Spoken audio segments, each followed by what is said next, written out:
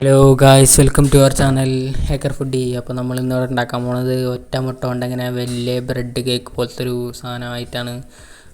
നമ്മൾ മുട്ട എടുക്കണം, മുട്ട പൊട്ടിച്ചിട്ട് വെള്ളം സെപ്പറേറ്റ് ആയിട്ട് ഒഴിക്കണം, മഞ്ഞ സെപ്പറേറ്റ് ആയിട്ട് ഒഴിക്കണം. നമ്മളിങ്ങനെ വെള്ളം സെപ്പറേറ്റ് ആയിട്ട് ഒഴിച്ചിട്ട് മഞ്ഞ സെപ്പറേറ്റ് ആയിട്ട് ഒഴിച്ചിട്ടുണ്ട്. ഇനി നമുക്കൊരു ഉപ്പും പിന്നെ റോളറാണ് വേണ്ടത് കലക്കാനുള്ളത്. അപ്പോൾ നമ്മൾ വെള്ളയും മഞ്ഞയും സെപ്പറേറ്റ് ആയിട്ട് ഒഴിച്ചു. അത് കഴിഞ്ഞിട്ട് രണ്ടിക്കും ഇത്തിരി ഉപ്പ് ഇട്ട് കൊടുക്കുക. എന്നാലാണ് കനക്കുമ്പോൾ അത് വീർക്കുള്ളൂ. ഈ സംഭവം നിങ്ങൾ മുന്നേ കണ്ടിട്ടുണ്ടോ എന്ന് എനിക്കറിയില്ല. കണ്ടുള്ള ഒരാഴ്ച കമൻറ്റ് ചെയ്യുക, കാണാത്ത ഒരാഴ്ച വീണ്ടും കണ്ടോ. അപ്പോൾ നമ്മൾ കലക്കാൻ തുടങ്ങി. ഈ വെള്ളയുടെ ഇതിലേക്ക് ഇട്ടിട്ട് നന്നായി കലക്കണം. കുറേ നേരം എന്ന് വെച്ചാൽ ഒരു 5 മിനിറ്റ് 3 മിനിറ്റൊക്കെ നിന്ന് കലക്കേണ്ടി വരും ഗൈസ്. എന്നാലേ ഈ സംഭവം വീർക്കുള്ളൂ, അല്ലാണ്ട് വീർക്കില്ല. അപ്പോൾ നമ്മളിങ്ങനെ കലക്കി തുടങ്ങി. ചെറുതായി കലക്കി വരുന്നുണ്ട്, ഇങ്ങനെ പത പോലെ വരുന്നുണ്ട്. നന്നായി നമ്മൾ കലക്കി കൈയൊക്കെ ചെറുതായി കടഞ്ഞു തുടങ്ങിയിട്ടെൻ്റെ. എന്നിട്ട് എന്നാലും കൈ കടഞ്ഞാലും ഞാൻ വിട്ടു കൊടുക്കാണ്ട് വീണ്ടും കലക്കി വീണ്ടും കലക്കി ലാസ്റ്റ് സംഭവം വീർത്തു.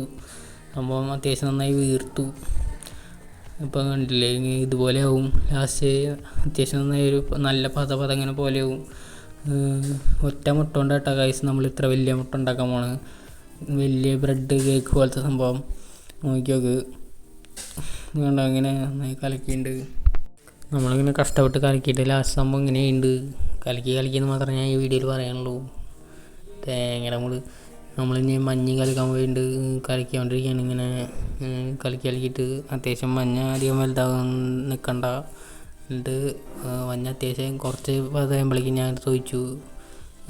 എന്നിട്ട് നമ്മളത് വീണ്ടും മിക്സ് ചെയ്യാണ്. ഇങ്ങനെ മിക്സ് ചെയ്തില്ലെങ്കിലും കുഴപ്പമില്ല കേട്ടോ ഗൈസ്.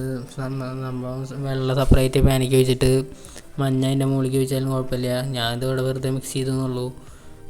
എന്നിട്ട് നമ്മൾ നന്നായി മിക്സ് ചെയ്ത് വീണ്ടും കലക്കി. ഇനി നമ്മൾ മറ്റേ ഗ്യാസ് കത്തിച്ചു, പാൻ വെച്ച് ചൂടാക്കുകയാണ്. എന്നിട്ട് അതിലേക്ക് ഇത്തിരി എണ്ണ ഒഴിച്ച് കൊടുക്കുന്നുണ്ട് നമ്മൾ. നല്ല ശുദ്ധമായ വെളിച്ചെണ്ണ കേട്ടോ ഗൈസ് ഇവിടെ.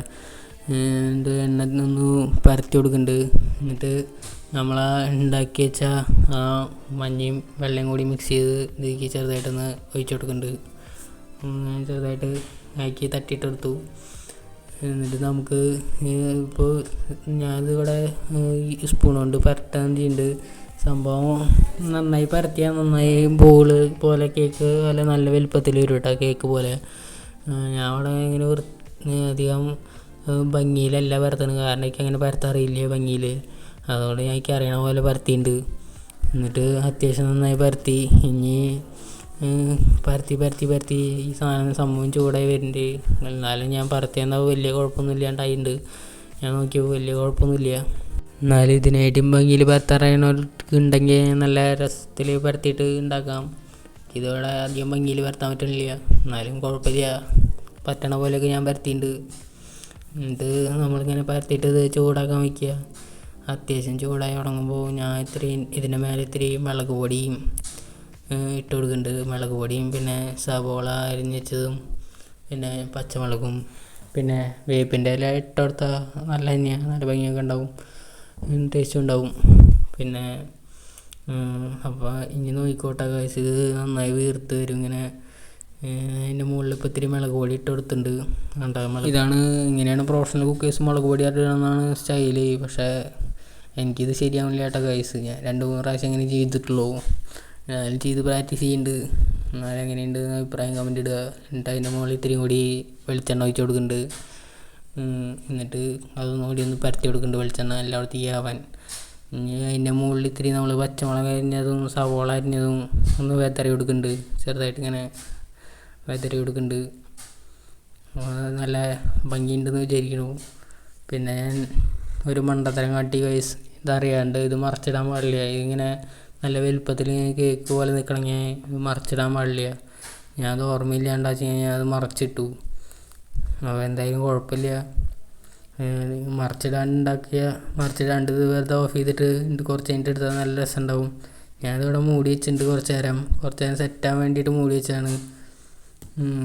അപ്പോൾ നമുക്ക് സെറ്റാകാൻ വേണ്ടി കാത്തിരിക്കാണ്ട് അങ്ങനെ മെല്ലെ സെറ്റാവുമെന്ന് വിചാരിക്കുകയാണ്. കുറച്ച് ഒരു 10-30 സെക്കൻഡൊക്കെ എടുത്തു സെറ്റാവാൻ. 10-30 സെക്കൻഡ് കഴിഞ്ഞിട്ട് ഞാനത് പൊക്കി നോക്കി. നോക്കിയപ്പോൾ നല്ല ഭംഗിയിലിരിക്കുന്നുണ്ട് സംഭവം. പക്ഷെ ഞാൻ മണ്ടത്തരം ചെയ്തതെന്ന് വെച്ചാൽ ഞാനിപ്പോൾ എടുത്ത് അറിയാണ്ട് മറിച്ചിട്ടു മറ്റേ ഓംപ്ലേറ്റിൻ്റെ ഓർമ്മയിൽ. അപ്പോൾ ഇത് ആകെ പാളി ഗൈസ്. പാളി എന്ന് പറഞ്ഞാൽ ടേസ്റ്റിന് കുഴപ്പമൊന്നുമില്ല, പക്ഷേ ഈ ഭംഗി പോവും, ഈ വീർത്തിരിക്കണേൻ്റെ ഈ ഭംഗി പോവും മറിച്ചിടാണ്ടിരിക്കാൻ ശ്രമിക്കുക. ഞാൻ മറന്നിട്ട് മറിച്ചിട്ട് അറിയാണ്ട് തേങ്ങ ഇനിയിപ്പോൾ ഒന്നും ചെയ്യാൻ പറ്റില്ല. മറിച്ചിട്ടു. എന്നിട്ട് ഞാൻ കുറച്ച് കഴിഞ്ഞപ്പോൾ കുറച്ച് നേരം ഇങ്ങനെ ചൂടാക്കാൻ വെച്ചു. എന്നിട്ട് തിരിച്ച് മറിച്ചിട്ടു. തിരിച്ച് ഒരു പ്ലേറ്റിലേക്കാണ് മറിച്ചിട്ടത്. എന്നിട്ട് നമ്മളിത് നോക്കേണ്ട പ്രക്രിയയാണുള്ളത്. തിരിച്ച് മറിച്ചിട്ട് വേണ്ട വീർത്തിരിക്കാൻ പോയിട്ട് സാധാ ഓംപ്ലേറ്റ് പോയി ഞാൻ ആരായി ഇപ്പോൾ. ഇനി തിന്നോക്കാൻ വേണ്ടിയിട്ട് പോവാണ് ഗൈസ്. മടക്കി വെച്ച് തിന്നോക്കുന്നുണ്ട് ഗൈസ്. വലിയ കുഴപ്പമൊന്നുമില്ല കേട്ടോ, അടിപൊളി സാധനമാണ്, ടേസ്റ്റൊക്കെ ഉണ്ട്. അപ്പോൾ ടാറ്റ ഗൈസ്. അപ്പോൾ അടുത്ത വീഡിയോയിൽ വീണ്ടും കാണാം. ഞാൻ അവിടെ വീഡിയോ ജസ്റ്റ് ഒന്ന് വൈൻഡപ്പ് ചെയ്യാണ്. അപ്പോൾ for every problems food is the solution. മുട്ട ഒരു രക്ഷയില്ലാട്ട ഗൈസ്, അടിപൊളി സാധനം. ടാറ്റ.